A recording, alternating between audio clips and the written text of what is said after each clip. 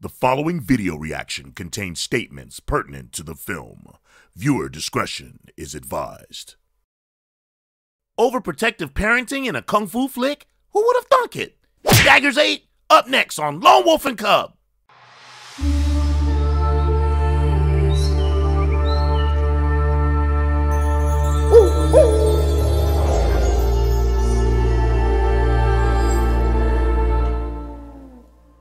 Daggers 8 is a 1980 martial arts film collaboratively written and directed by Chung Sim and Wilson Tong, who plays the antagonist in the film. The film is considered a classic among many who enjoy Saturday afternoon kung fu theater and the amazing artistry of the Foot Doctor, which Tong has been lovingly named by the fans.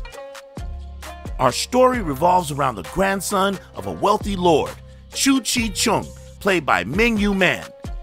This young man is pressured by his senior to work hard and remain vigilant to his studies, as most parents do, and, as most young people do, Chu Chi rebels, as he is more interested in studying kung fu than reading. The young man is scolded for his defiant behavior, which comes to a head when his older brother is killed in a fight. The grandfather, now resolved to steering his grandson towards being a scholar, burns all of his kung fu training manuals and weapons, and, as you can imagine, this works like a charm. Chu Chi runs away from home, determined to find a good kung fu teacher, though in his runaway message, he doesn't say he's going to get revenge, surprisingly, and thus begins his journey in the usual kung fu movie tropes. The girl, the eccentric bully, the stranger that lends a hand. It is here where the real story begins. The stranger that I just referenced comes in the form of the noodle shop owner, whose martial skill helped to dispatch the bully mentioned earlier. Chu Chi convinces the owner to teach him kung fu, and he will work for free as his waiter, and so their partnership begins. This teacher's unusual methodology helps to develop Chu Chi's stance, as well as his hand and leg strength. Enter Pao Su Long, played by Wilson Tong, a menacing man in black who receives a secret message and heads to the noodle shop, where he arrives just as Chu Chi leaves for an errand. Pa Su Long, who I will now refer to as the Killer, engages in battle with Chu Chi's noodle master and almost loses when he pulls out his secret weapon, a dagger, to tip the scales. When Chu Chi returns, he finds his teacher sprawled across a table, impaled by a dagger the Killer left behind. Speaking of left behind, don't get left behind on our merch store. We have some of the coolest martial arts tees on the market, with new drops every week.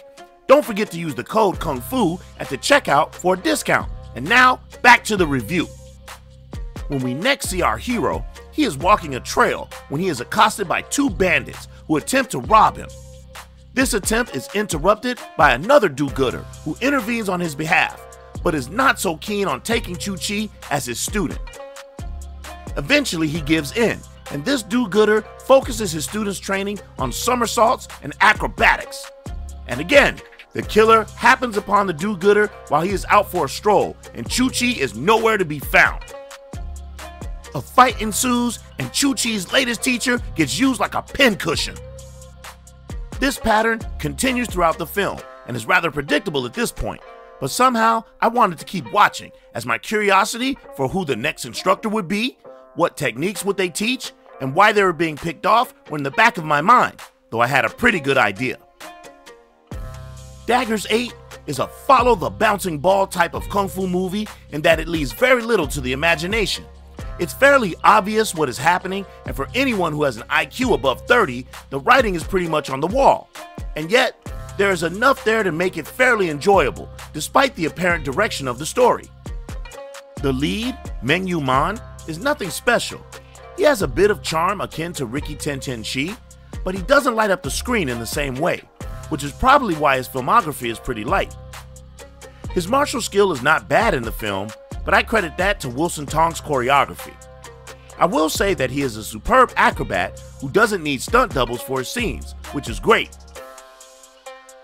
The kung fu teachers are also not particularly special, with the exception of Miss Fong Chi, played by Lily Lee, whose confidence and martial skill are a great compliment when facing Wilson Tong. Her character puts up the greatest fight to our villain with her woman's fist, and you genuinely feel bad when she goes down. she gets the most screen time of the three, and deservedly so. The fight choreography is pretty good in this movie, but somehow I feel a bit underwhelmed considering the fight scenes that I've witnessed by Tong in movies such as The Victim and Dirty Ho.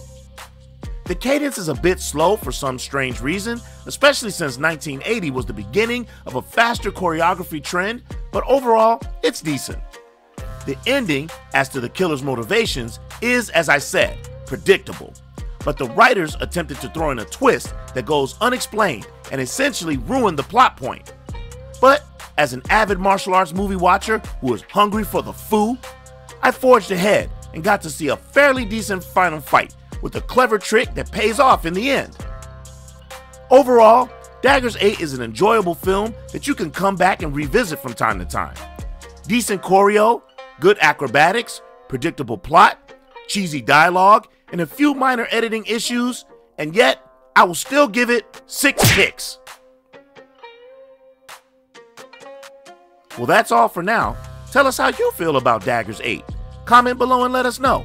And please hit that subscribe button, and remember to highlight the all icon for more great content.